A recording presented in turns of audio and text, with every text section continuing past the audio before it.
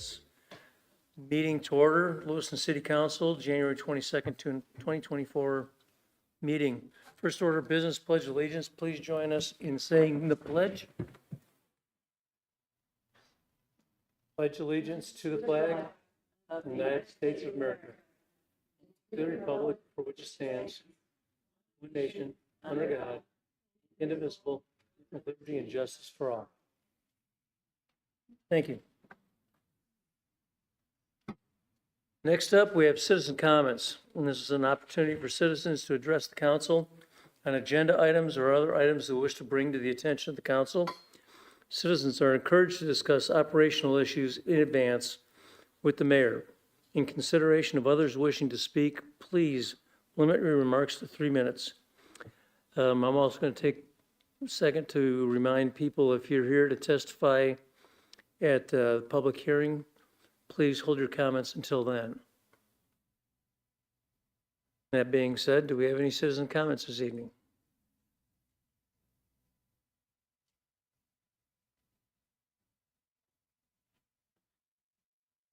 I am here about the airport. Is that part of your public hearing? Certainly. No, it's not part of the Okay. public hearing, but Thank you. I am Lori Hurd. I am a resident of the city of Lewiston, Idaho, which also makes me a resident of Nez Perce County. I am here about the airport funding, specifically the Denver flights. I am for the airport and believe that the change of times of those flights would definitely be an improvement.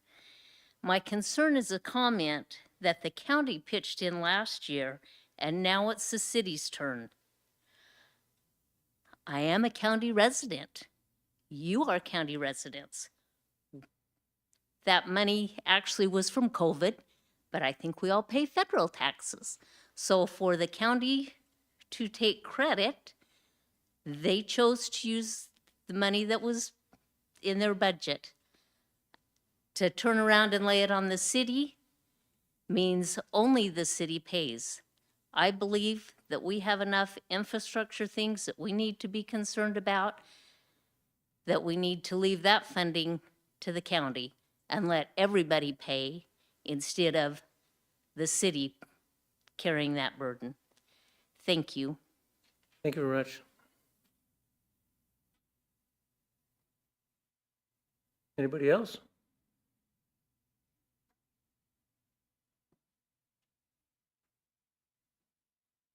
Okay, well, we'll go ahead and move along to presentations. First up, we have a December financial report. Financial report for December in accordance with Idaho Code 50-208. And our director, Amy Gordon, is here.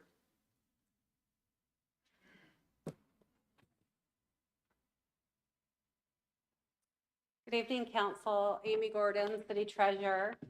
Tonight, I'm here to present to you the December financial report. The months of October, November, December make up the first quarter of our fiscal year 2024. One slide I have here for you this evening is the undefined general fund revenues. I wanted to bring this out and highlight it, specifically the line items that are highlighted in yellow.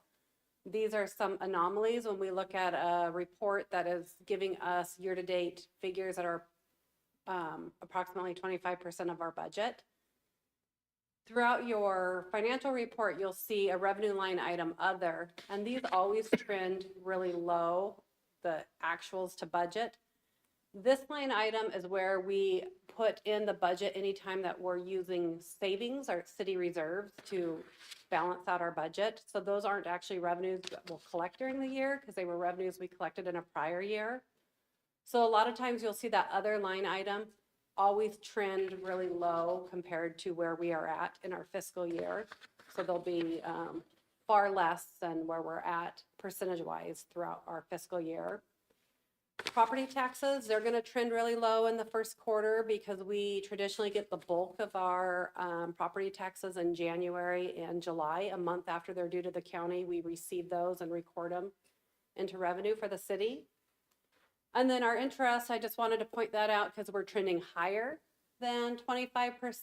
If you recall from our discussions during budget, I wanted to be really conservative with that amount and not depend too heavily on the interest revenue since we are benefiting from a high rate market. If that rate market comes down, that would just be a challenge for us to have to subplant that revenue elsewhere.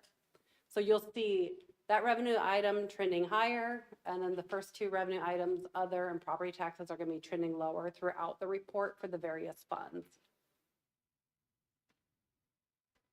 When I look at the expenses of the general fund year to date compared to where we're at in the fiscal year, we just have one expense line item that's trending higher than that 25%, and that's in our insurance function. The city pays all their insurance policies at the beginning of the fiscal year, so that's a one-time a year payment. So we pay out almost 100% of that line item as soon as the fiscal year starts. I also wanted to highlight our workers' compensation fund. This is a fund that's independent from the general fund. We're self-funded with workers' comp insurance. Our workers' compensation is continuing to be an issue for the city, a challenge. We have a lot of high claims that we're still dealing with. You can see here on this report, we're 80% of budget. We have 120,000 remaining for the year. That's what we have left to pay out future claims between now and the end of the fiscal year. We will be probably doing another amendment to this fund. During the budget last year, council did approve for us to put some money aside for a actuary report on our workers' comp fund. We've never had one. This will give us the ability to see if the reserves we currently have in the fund are sufficient, if we need to look at building those reserves up, maybe funding our workers' comp insurance more than what we currently do. So those are things that I'll be working with our risk manager this year to have some more information come budget season. Stormwater, it's a new fund. We just started our stormwater utility fund this fiscal year. We have little to no revenues yet because the rates don't go into effect till January. So when you get your January report, you're gonna see revenues start to hit at that point in time. I also wanted to explain that in this fund, you see that negative other. So this is one of those situations where our budgeted revenues exceeded expenses.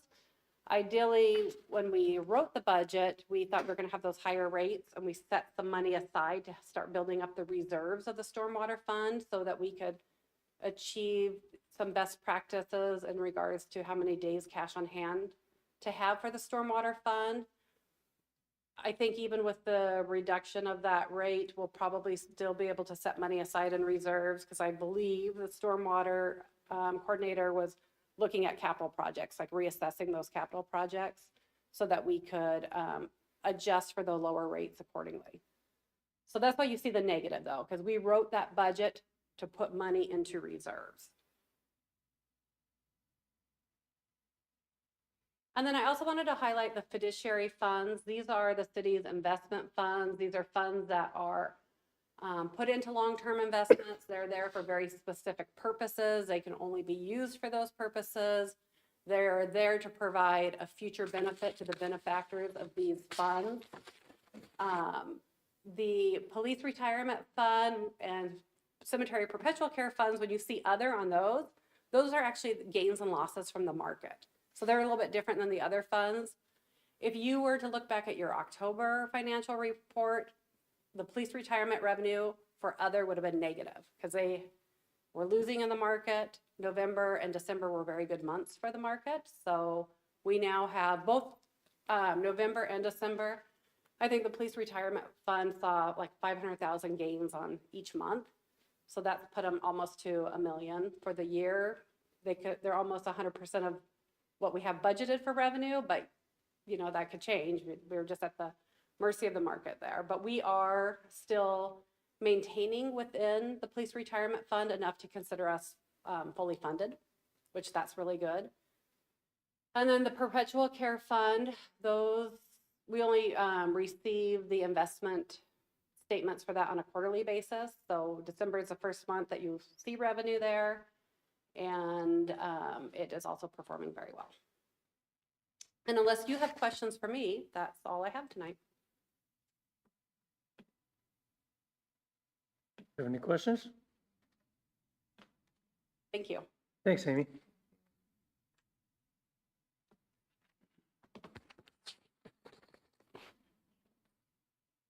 Okay, next up, we have a public hearing. Potential related action items. This is public hearing ZNC 23-7, accepting testimony on a zone change proposal by Keith Jacobs of KK Jacobs Properties LLC to rezone 1828 and 1832 Idaho Street from the higher density residential R4 zone to general commercial C4 zone. This is an action item. We have our assistant planner, Ms. Hollingshead.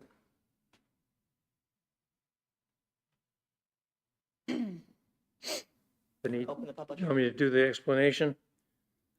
Announce the subject of the public hearing, explain the public hearing process. And I want to inform the public that we do have the 3-minute time limits that apply during the open testimony. So at this point in time, I guess we'll go ahead and open the public hearing. Good evening, council. Katie Hollingshead, assistant planner, here to present to you an application we are referring to as ZNC 23-7.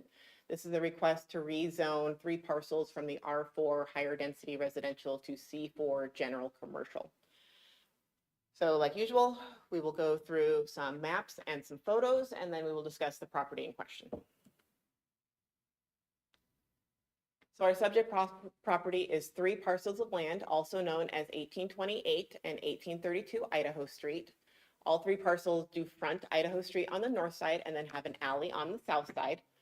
So in the photo, you can see that they are outlined in black here. So 1, 2, 3, this is the alleyway. This is Idaho Street to the north. We have 18th Street on the west side and 19th on the east side. And then again, same photo, this has our GIS zoning layer on it. So the red is that C4 general commercial zone. The blue is the R4 higher density residential zone. So you can see that neighboring property is that C4, across the street is that C4, and then the 3 parcels in question are all the R4. And then the neighboring property to the east is also R4, and then it moves into more of that C4 before it hits 21st Street. And then some photos. These photos are from November, so there is no snow. A lovely time that was. So I'm standing on the northeast corner of the subject property. I'm looking east along Idaho Street. You can see, well, you can't see it. There is a single family dwelling. You can see all this greenery. There's some walkways that go up to it, and the single family dwelling sits quite a bit higher. And I'll go back to that topography map in a little bit. And then you can see there's an office building up here. There's more office buildings over here, URMs over here, office buildings this way also. And then turned around and looking kind of north on the property, there is some commercial properties. These are across the Idaho Street. They actually front the other side, and so they back up into Idaho Street. You can see the roadway kind of sidewalk here. So those are some commercial properties, also not C4 area. And then this is that single family dwelling immediately east of the subject property. Like I said, it's quite a bit higher than the subject property is. You can see the terracing here, and then the single family dwelling sits up here by the alleyway. And then this is the existing single family dwelling that is on the parcel. It is proposed to be converted to a business office use. I believe they want to put a law office in it. Then another photo of the single family dwelling, and then you can see this accessory structure that's next to it, and they have a graveled kind of parking area with approach sidewalk has already been installed.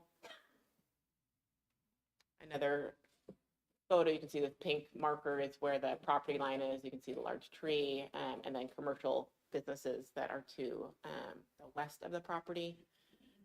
And then again, just kind of pivoting a little bit more, there is an auto repair business to the west of the subject property. And then further, there is the computer doctor office, and then outdoor storage also further west of the subject property along Idaho Street. And then Going back up to my topography map, it's kind of hard to see, but I believe one of these maps was included in the packet that you received. There are quite a bit of topography difference between Idaho Street and even just the alleyway, not to mention the street that these multifamily residences that abut that alleyway are. So it's quite a steep pitch to go from Idaho Street. You know, if you think about it, this is that kind of steeper part of the road where you start to curve up as you go up 18th, where it turns into 17th. So topography works in the favor of the applicant and provides additional barrier between that property and the surrounding residential properties. Like I said, it's a mixed use neighborhood, so there are multifamily duplexes and some single families to the south. There's the one single family dwelling to the east, and then otherwise to the north and to the west are commercial enterprises.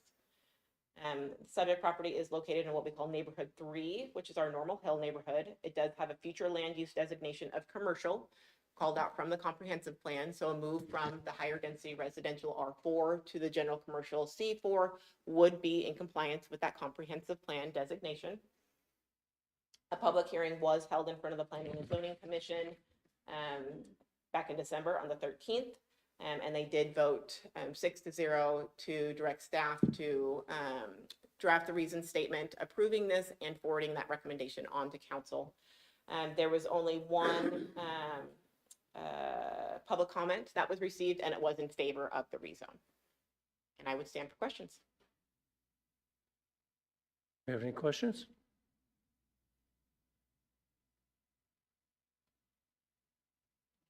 You're welcome. And I do have a we- representative for the applicant here if you have any questions for them. Certainly. The applicant's here, if you would like to come up and say a few words, or you're good? Okay. How about from the public? Do we have any testimony from the public? For or against?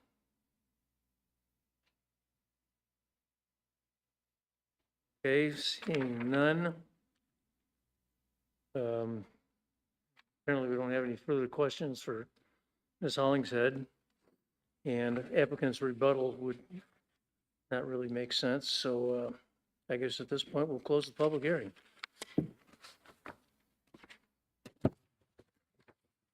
Thank you.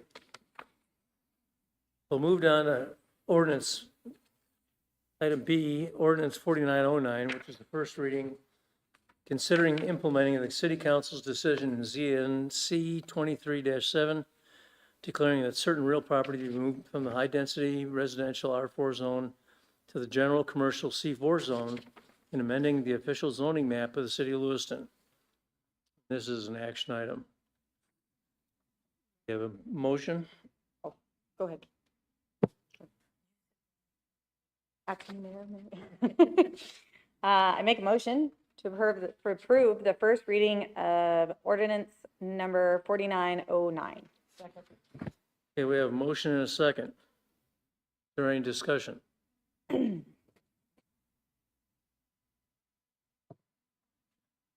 Seeing none.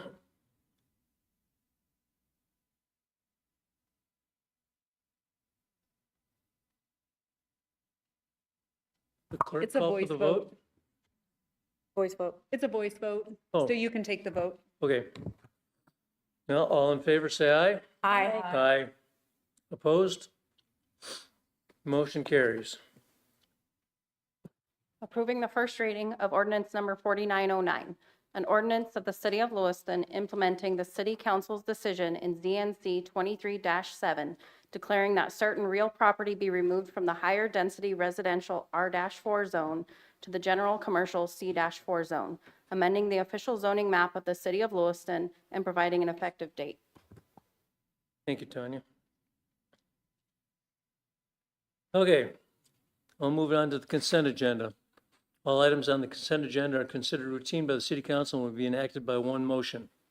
There will be no separate discussion on these issues unless the councilor so requests, in which case the item will be removed from the consent agenda and considered on the active agenda under items moved from the consent agenda. Do we have any items we would like moved? Counselor, President, Counselor, Yes. let's see, motion to approve the consent agenda as is. Do we have a motion and a second? Further discussion?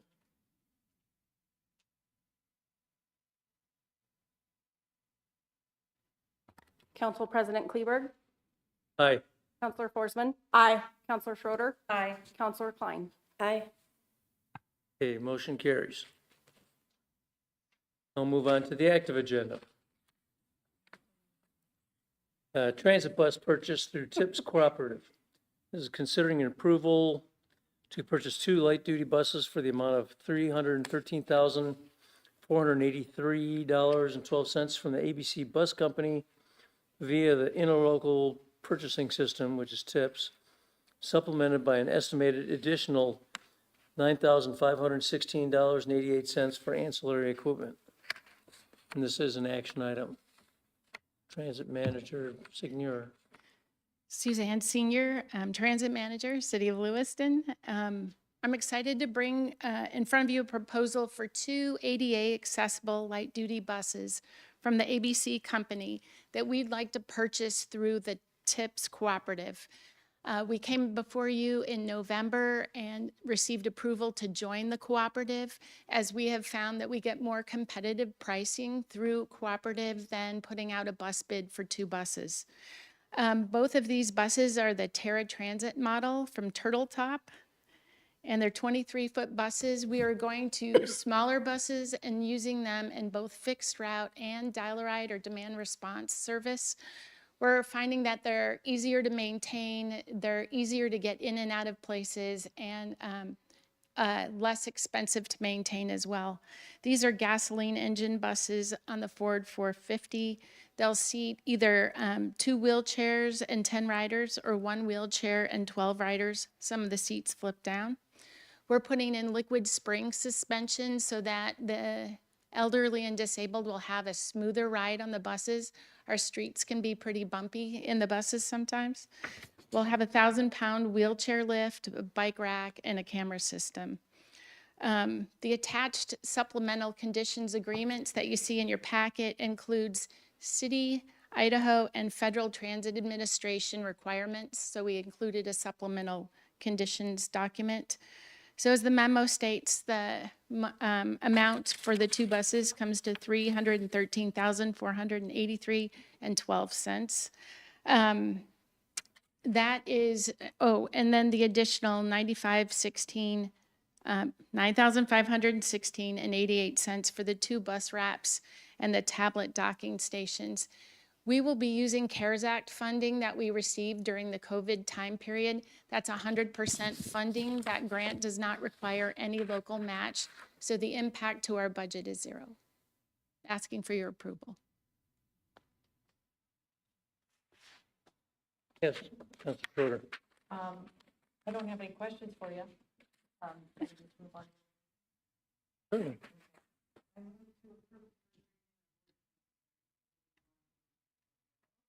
A motion to approve the purchase of 2 from ABC, but the necessary ancillary equipment and associated agreement. Second. We have a motion and a second. Further discussion? Thanks for your hard work. Yeah, thank you. Council President Kleberg, Aye. Counselor Forsman. Aye. Counselor Schroeder, Aye. Counselor Klein. Aye. Okay, we'll move on to item B, which is licenses. Considering approval of the following renewal licenses and new license. A new license for downtown Bourbon. This is an action item. And we need to read each establishment, or we take it all at once? If council would like, you can make one motion that would encompass all of the businesses listed on the agenda. Okay.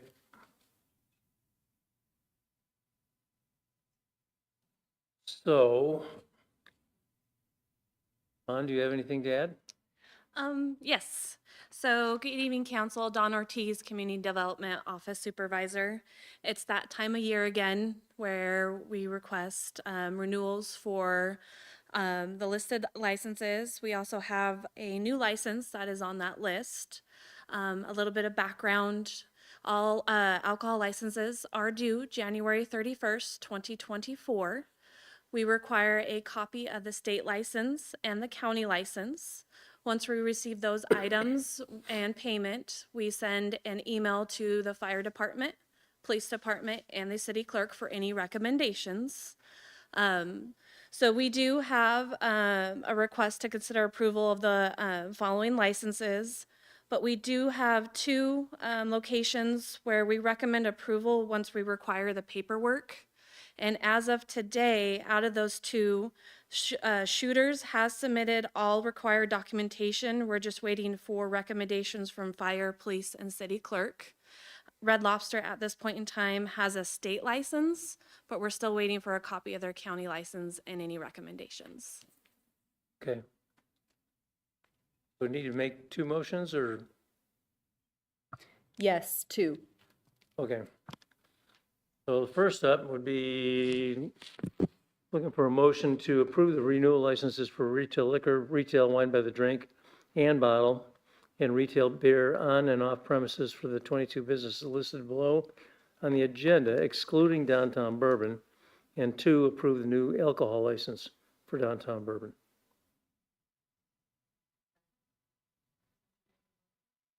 I said I was looking for a motion. I'll make. We do it that way?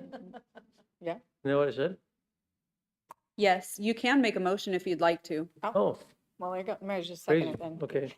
Instead of reading Well, we all have a over. motion and a second.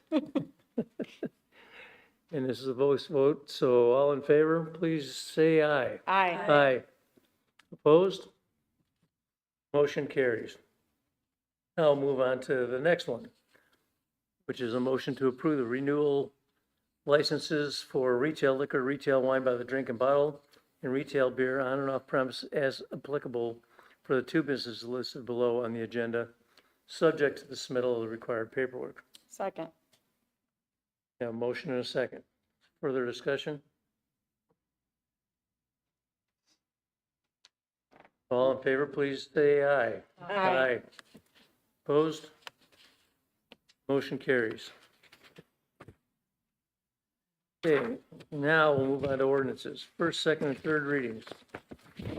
This is ordinance 4911, authorizing and providing for the issuance of a water revenue bond, Series 2024, in a principal amount not to exceed $42 million for the purpose of financing the acquisition, construction, and installation of improvements to the domestic water system of the city of Lewiston, describing the bond, providing for the collection and disposition of revenues, providing for the payment of the principal and interest of the bond, establishing funds and accounts, providing covenants relating to the bond, providing for the sale of the bond to the Idaho Department of Environmental Quality, providing for related matters, and providing for an effective date.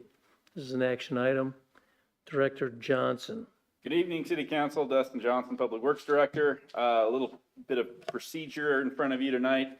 If you recall, it was outlined in here in the ordinance, but in 2019, the city took it to the voters for 2 separate bonds. One was wastewater and one was water, overwhelmingly approved. And so that was the creation, and that was ordinance 4744. So this is the inverse of that, which closes this out. So as Councilor Kleberg has already outlined, it's at $42 million. It's through the state revolving fund. So you'll hear us say SRF at 1.625. So this is kind of the bookend of a large undertaking for the city of Lewiston. This is only specific to water, $42 million improvements, including the water treatment plant, well number 7, the community derived reservoir, some water main replacement, and the intake. So I believe that's a 25-year term. What you're approving tonight does not change any terms. It's just accepting the terms. The money has been spent, the improvements are completed. This was all taken to the voters. It's already approved. So this is just closing this up. So we can start making payments on the improvements that we've already made. So I stand for questions. Any questions for the director? Thank you, Dustin. Okay, Move to combine.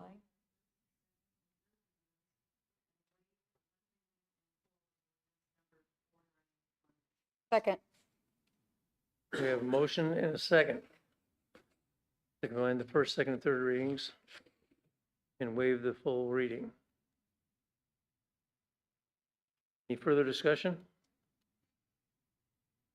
All in favor, please. Voice. Yeah. No, we're waiting for All our in aye. favor? Aye. Aye. Aye. Opposed? Motion carries 4-0.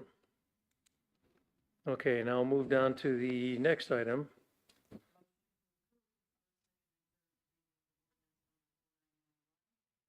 Second. A motion to approve the readings. Is there any further discussion? All in favor, please say aye. Aye. Aye. Opposed? Motion carries.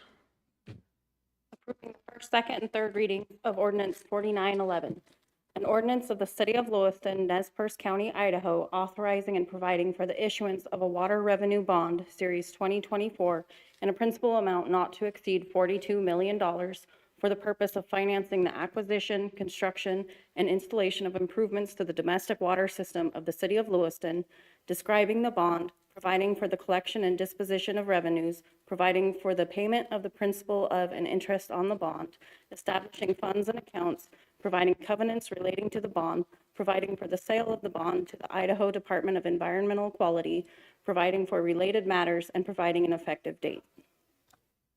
Thank you, Tanya. Okay, and to finish up here will be item 2, adoption and approval of ordinance summaries for ordinance 4911. Counselor Schroeder.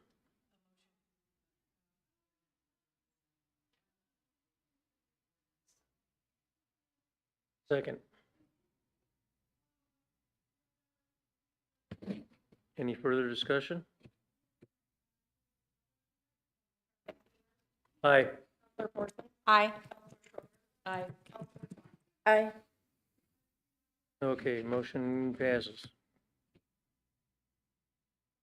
Okay, I'll move on to items removed from the consent agenda, which are none. So heading straight into unfinished and new business, city councilor comments.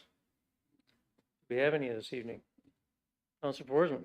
I just want to thank our snow removal team, getting out there and trying to keep up with that snow. That storm hit pretty fast and quickly, and I know it was hard to get ahead of it as much as we'd have liked to. I believe we have 8 workers in total that maintenance the snow for the roads. A couple extra now. Okay, good. And we usually work 12 or so hour shifts. So I know that can be hard to work long shifts, come home and get back out there and making sure we're staying on top of it. So I just want to thank them for all their hard work. I know it's not easy and sometimes you're appreciated and sometimes you get not so much appreciation. So we appreciate you, and the roads are looking nice now, which is good. Let's hope it stays that way for a while. I also want to thank our public transit drivers. Having to drive in that was probably not easy, but they were out there making sure people were getting where they need to be, and especially not being stuck hopefully out in the cold or having to walk in it. I know the sidewalks were quite slushy, and so I just really appreciate the public transit team. I saw them out there even when I was sliding around. So I know that can't be easy. So please send that to your team, we appreciate them. Anything else? I just echo what Councilor Forsman said, and I think the crews did as best they could, given the temperatures after all the snow, and then everything freezing solid. I mean, that was a tough deal, so good job. City boards and commissions liaison updates. Do we have any updates? Sure. We have the Public Works Committee, and we're bringing out a work session here soon about a full comprehensive city plan possibly, and kind of what that might look like. So stay tuned. I believe that's, do you remember the date? Oh, I should have looked it up. But it's on the city website, so if you go on there and it'll be in the agenda to show that we're gonna be talking about that kind of capital citywide plan, what that might look like, and different funds. And so, that's pretty much all I can say on that, because I have to be careful of the future discussion. But that's kind of what they're up to right now for the Public Works Committee. And that is all I had on that for now. Okay. Mayor comments? Well, he's not here this evening.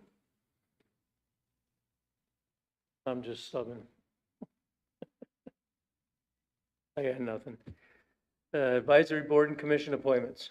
We're gonna postpone this because these motions do need to be made by the mayor. So we will not be voting on these tonight. Take them up at another meeting. Agenda topics. Do we have any agenda topics that we'd like to see added to the future meetings? I don't think so. Okay. Well, at that point in time, I guess we'll entertain a motion to adjourn. I make a motion to adjourn. Motion and a second. Any discussion? All in favor, say aye. Aye. Aye. Opposed? Thank you very much, everybody.